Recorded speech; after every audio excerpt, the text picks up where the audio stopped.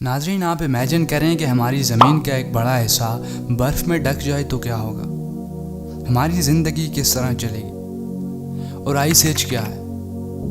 آج کی اس ویڈیو میں ہم یہی جانیں گے۔ میں ہوں آپ کا ہوسٹ محمد طاہر اور آپ دیکھ رہے ہیں آپ کا اپنا یوٹیوب چینل تحریک ارض۔ ناظرین، آئس ایج ایک ایسے پیریڈ کو کہتے ہیں جب ہماری زمین کا ٹیمپریچر بہت کم ہو گیا تھا، یعنی اس دھرتی پہ بے حد سردی پڑنا شروع ہو گئی تھی۔ اس وجہ سے دنیا کا ایک بہت بڑا حصہ گلیشیئرز اور برف کی شیٹس میں ڈھک گیا تھا۔ ہر طرف سنو ہی سنو۔ دنیا میں 5 ایسے بڑے پیریڈز دیکھے گئے۔ آئس ایج کے بارے میں ایک میتھمیٹیشین میلٹن ملان کیوش نے بہت ریسرچ کی تھی۔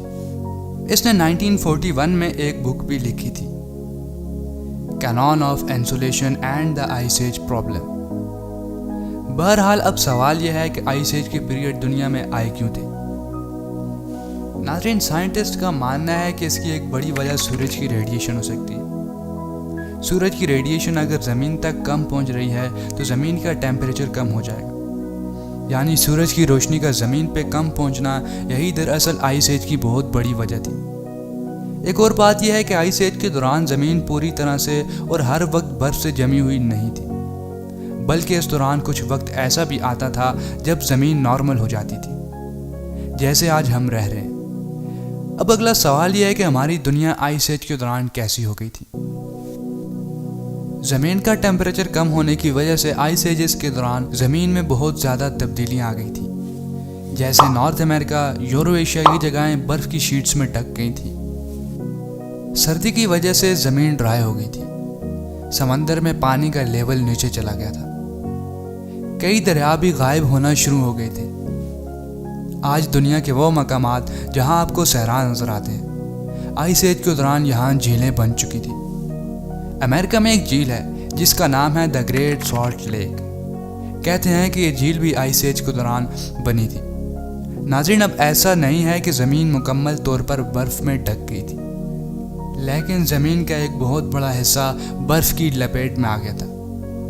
ناظرین، خیر اب یہ سوال ہے کہ وہ آئس ایج جب انسان بھی اس دنیا میں موجود تھے تب انسانوں نے اتنی سردی میں سروائیو کیسے کیا؟ ہمیں قدرت کی طرف سے ہر ماحول میں سروائیو کرنے کی صلاحیت دی گئی ہے۔ کہتے ہیں کہ اس وقت انسان نٹس اور بیریز وغیرہ کھا کر گزارا کرتے تھے۔ یہ لوگ بھیڑوں اور پرندوں کا شکار بھی کرتے تھے۔ یہ بھی مانا جاتا ہے کہ جو لوگ افریقہ میں رہتے تھے ان کے لیے اتنا مسئلہ نہیں تھا، کیونکہ وہاں آئس ایج کا ایفیکٹ اتنا نہیں تھا، لیکن جو لوگ برف میں ڈھکے ہوئے علاقوں میں رہتے تھے وہ بھی شدید سردی میں سروائیو کرنا سیکھ چکے تھے۔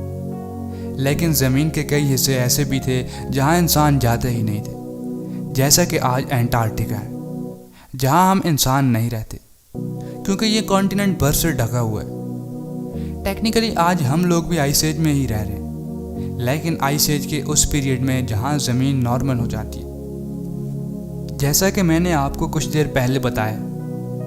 ناظرین، آئس ایج کے دوران ایسے جانور بھی ایگزسٹ کرتے تھے جن کے متعلق بہت کم لوگ جانتے ہیں، جیسا کہ وولی میمٹ۔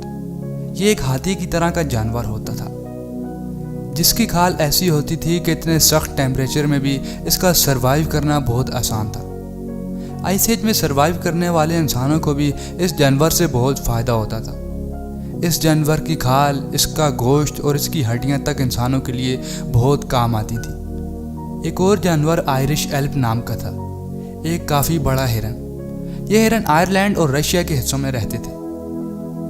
آخری آئس ایج میں ایک اور جانور ہوتا تھا جسے میگالانیا کہتے تھے، جیسے آج ہم کوموڈو ڈریگن کو دیکھتے ہیں، ایک بہت بڑی چھپکلی جس کا سائز 2 گاڑیوں جتنا ہوتا تھا۔ یہ چھپکلیاں آسٹریلیا کے حصے میں رہتی تھیں جہاں آئس ایج کا ایفیکٹ اتنا نہیں تھا۔ ناظرین، اب آخری سوال یہ ہے کہ ہم آج بھی اس آئس ایج کے حصے میں جا سکتے ہیں جہاں ہماری دنیا کا بڑا حصہ برف میں ڈھک جائے؟ اس کے چانسز بہت کم ہیں۔ اگر سورج سے نکلنے والی ریڈیشن میں تھوڑی سی بھی کمی آ جائے جتنی پہلے آئس ایج کے دوران آئی تھی، تو بھی آج گلوبل وارمنگ کی وجہ سے نیو آئس ایج کے آنے کے بہت کم چانس ہیں۔